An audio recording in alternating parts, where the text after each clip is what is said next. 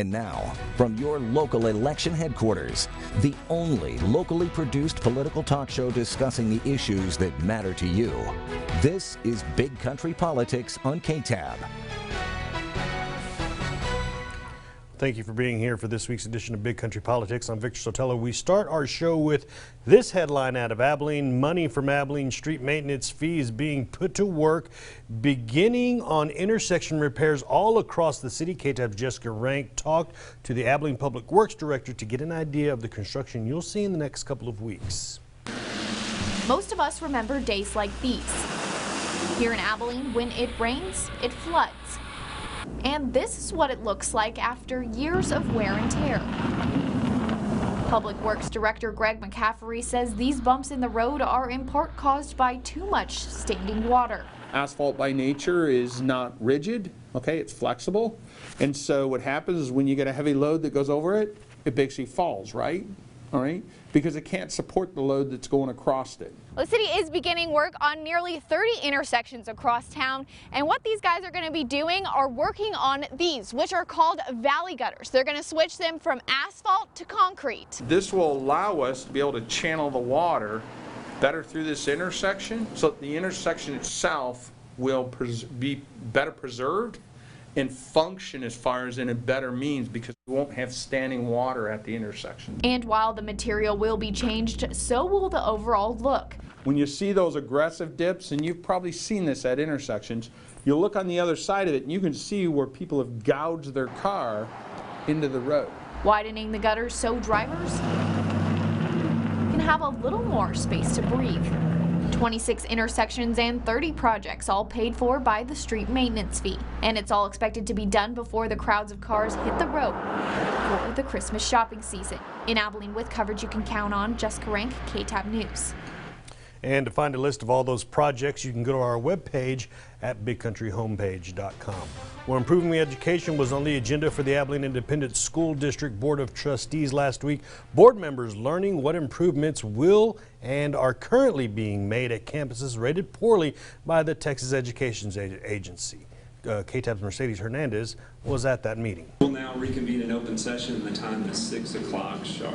An item on the AISD's October agenda was one that had been on the minds of administrators for weeks. This is the presentation on the targeted improvement plans and the campus improvement plans. Back in August, 4 Abilene elementary school campuses received failing grades from the Texas Education Agency. Tuesday night, Dr. Dan Dukes, Associate Superintendent of Curriculum and Instruction at AISD, explained what the schools have already done to start boosting their grades. We participated in a 2-day training on the Effective Schools Framework through the Region 14 Support Network. We also did, they walked through a self-assessment process to look at exactly where are they as a campus. Also in attendance were the 4 principals of the failing schools. Their appearance and their work was celebrated by those on the board. And just because the state says, well, this one got this mark, this got, that does not mean that your child on the AISD does not have the opportunity to have the best education that they can get. Michelle Joslett was one of them and says her teachers are already taking steps to improve their campus's rating. We are currently having our teachers go and visit other teachers at different grade levels just to get new ideas, see something in a different light. While it is important to these educators to reach and exceed the expectations of the TEA, what's also important is to enrich the minds of their students. That's the kid that we're producing, is one that's going to be successful not only on a test but successful in life. In Abilene, with coverage you can count on, Mercedes Hernandez, KTAB News. And the school board approved the campus improvement plans, which will be sent to Austin for approval by the Texas Education Agency. And Governor Greg Abbott ramped up his social media campaign against the city of Austin homeless policy, asking people to take pictures of concerned areas and tweet those to him. While tagging Austin Mayor Steve Alder along the way. Abbott wants to build up information for when the state could step in November 1st. Sunday night, Governor Abbott continued to urge people to post public safety threats and pictures showing unsafe conditions, including the date and time. Abbott tweeted, and his office confirms this information will be used if state agencies move into Austin. A scan through the responses Monday show mixed results, many opinions. About 2/3 are pictures of homeless camps, people sleeping outside, and people panhandling, now all legal. Then about 1/3 are pictures of homeless people going to the bathroom in plain view. But do these public watchdogs help the city? The Austin Police Department says officers do respond to social media posts, but they prefer the old-fashioned way, calling 911.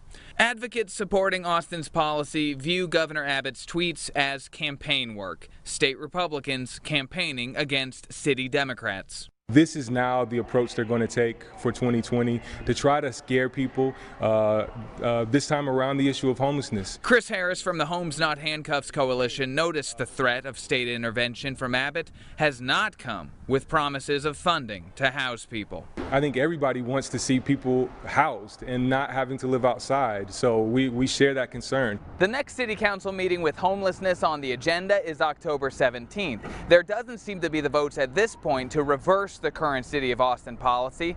And then there's that November 1st deadline from Governor Abbott and possible state action.